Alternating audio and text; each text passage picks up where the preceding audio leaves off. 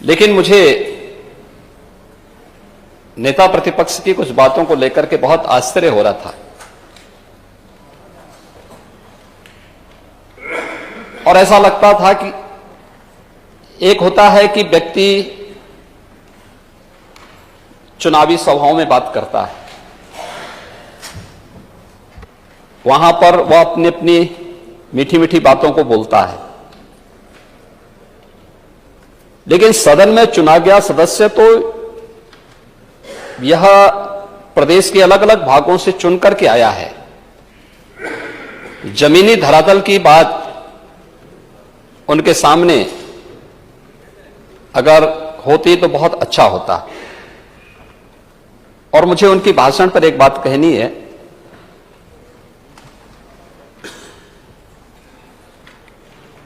कि नजर नहीं है, नजारों की बात करते हैं, जमी पे चांद सितारों की बात करते हैं।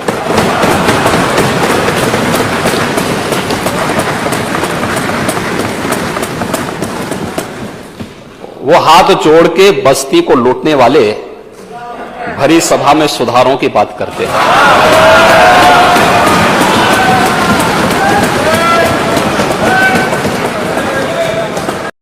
पूरा प्रदेश राम राज्य का पक्षधर बन चुका है।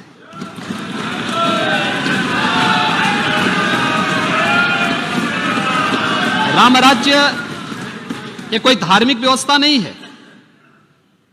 राम राज्य ये सर्वकालिक, सार्वदेशिक और सार्वभौमिक, काल परिस्थिति से अप्रभावित एक शाश्वत व्यवस्था है जो हर परिस्थिति में कार्य करने की क्षमता रखती है। कोरोना आए या जाए, हम प्रदेश की जनता का बाल बांका नहीं होने देंगे। वह क्षमता, और मुझे लगता है उस परिस्थिति के लिए हमें तैयार होना होगा। आप इसको कहते हैं कि इसके लिए हम पे लेवल लगता है, हम राष्ट्रवादी हैं। और ठीक है, हमें गर्व की अनुभूति होती है जब हम पे राष्ट्रवादी होने का आरोप लगाया जाता है। हर व्यक्ति को होना चाहिए, और मेरा यह मानना है हर व्यक्ति को राष्ट्र भावना से उत्प्रोत होना चाहिए। राष्ट्र भावना से विहीन व्यक्ति की स्थिति तो चूहे जैसी हो जाती है।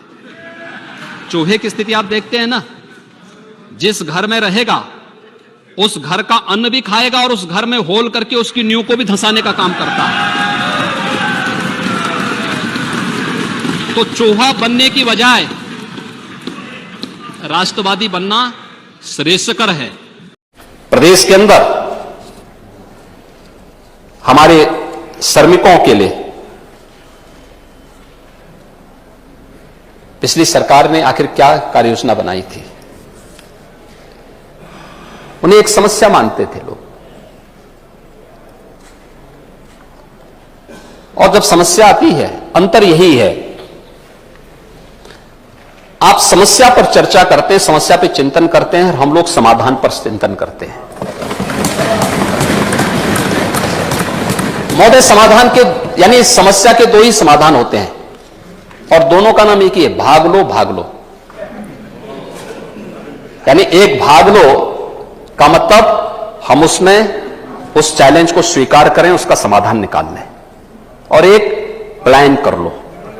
आपने पलायन का रास्ता अपनाया तो जनता ने आपको पलायित कर दिया। हमने चैलेंज को स्वीकार किया तो हमारा श्रमिक हमें सम्मान देने के लिए खड़ा होता हुआ दिखाई दिया, ऑडिक होकर के हमारे साथ खड़ा हुआ। उसने मजबूती के साथ हमारे साथ खड़ा होकर के काम किया।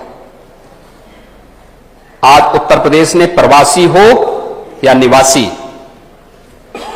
हर श्रमिक को 2 लाख रुपए की सामाजिक सुरक्षा की गारंटी दे दी है।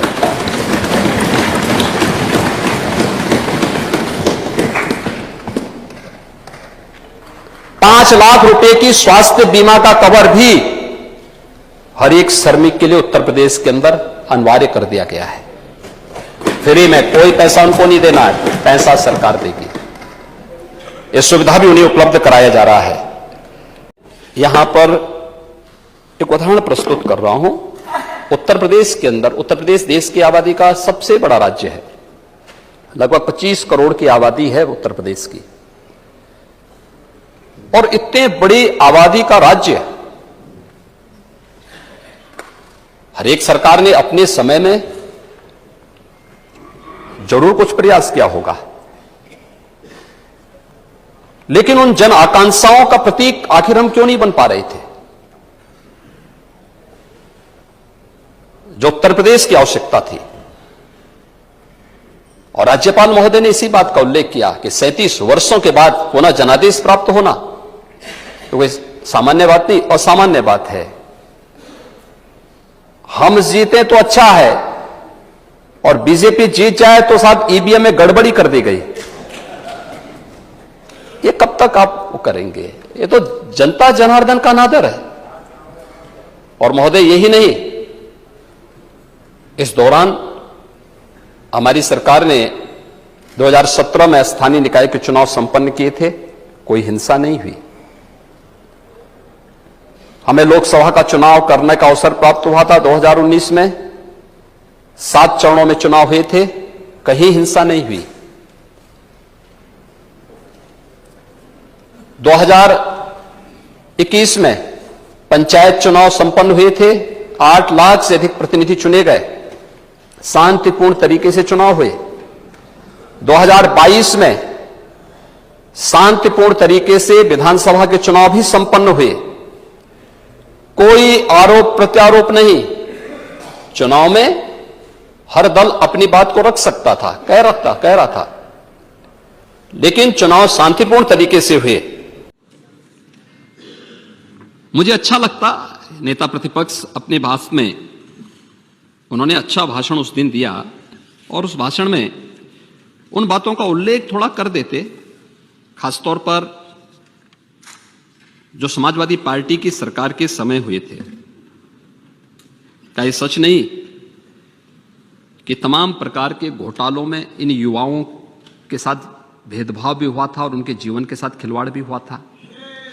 क्या लोक सेवा आयोग की भर्ती हो रही हो, अधीनस्थ सेवा चयन आयोग की भर्ती रही हो, माध्यमिक सेवा चयन आयोग की भर्ती रही हो, उच्चतर शिक्षा चयन आयोग की भर्ती रही हो, पुलिस भर्ती रही हो, कोई भर्ती ऐसी नहीं थी जिसमें धांधली और व्यापक शिकायत ना आई हो। और ये उत्तर प्रदेश के अंदर भर्ती घोटाला की चर्चा कर लेते, सहकारिता भर्ती घोटाला की भी चर्चा कर लेते, जल निगम भर्ती घोटाला की भी चर्चा कर लेते, गोमती रिवर फ्रंट की भी चर्चा हो जाती। कैसे 147 करोड़ के पीपीआर को बढ़ा करके 1400 करोड़ रुपए से अधिक का पैसा खर्च होने के बाद भी कार्य अधूरा पड़ा हुआ है। खनन घोटाले की भी चर्चा कर लेते, उस समय के एक मंत्री आज भी बेचारे जेल में हैं। यानी ये स्थितियां थी। खाद्यान्न घोटाला है, घोटालों की जो श्रृंखला प्रारंभ हुई थी, ये सभी क्या थी? लेकिन मीठा मीठा गप और कड़वा कड़वा थू, ये जो प्रवृत्ति है ना, ये बड़ी विचित्र सी स्थिति पैदा कर देता है। और बड़ी चालाकी के साथ हमारे नेता प्रतिपक्ष निकलते हुए चल रहे थे कि ये भी हमने किया, वो भी हमने किया, वो भी हमने किया। हमने कहा इसीलिए तो जनता सम्मान नहीं दी, क्योंकि जनता जानती थी कि आपने नहीं किया है, करने वाले तो इस पक्ष के लोग हैं, इसलिए समर्थन इन्हीं लोगों को मिलना चाहिए। पूरा भाषण 1 घंटे का अगर आप देखेंगे, मुझे लगता है कि नया जनादेश प्राप्त सरकार के सामने जब हम इस प्रकार की बात करते हैं तो एक प्रकार से जनादेश का अनादर ही कर रहे हैं। और मुझे इस पर एक बहुत अच्छी बात याद आती है। एक मनीषी ने कहा कि अभिमान तब आता है जब हमें लगता है कि हमने कुछ किया है, और सम्मान तब मिलता है जब दुनिया को लगता है कि आपने कुछ किया है।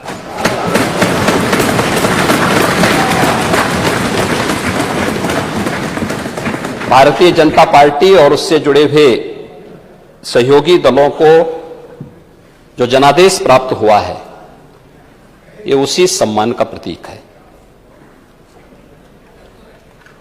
जनता जनार्दन का आशीर्वाद प्राप्त हुआ, हमारे यशस्वी नेता श्री नरेंद्र मोदी जी के मार्गदर्शन और नेतृत्व में पूरे देश के अंदर हर एक चुनाव को हम लोग लड़ते हैं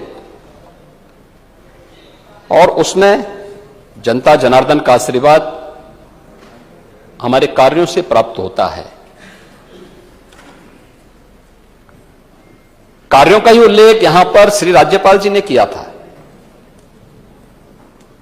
और उन कार्यों पर चर्चा होती तो अच्छा होता। हम उस पर भी थोड़ा थोड़ा चर्चा करने का प्रयास करेंगे, लेकिन जनता जनार्दन के द्वारा प्राप्त जनादेश यह भारतीय जनता पार्टी नेतृत्व की सरकार के प्रति एक सम्मान है और जनता जनार्दन का आशीर्वाद है।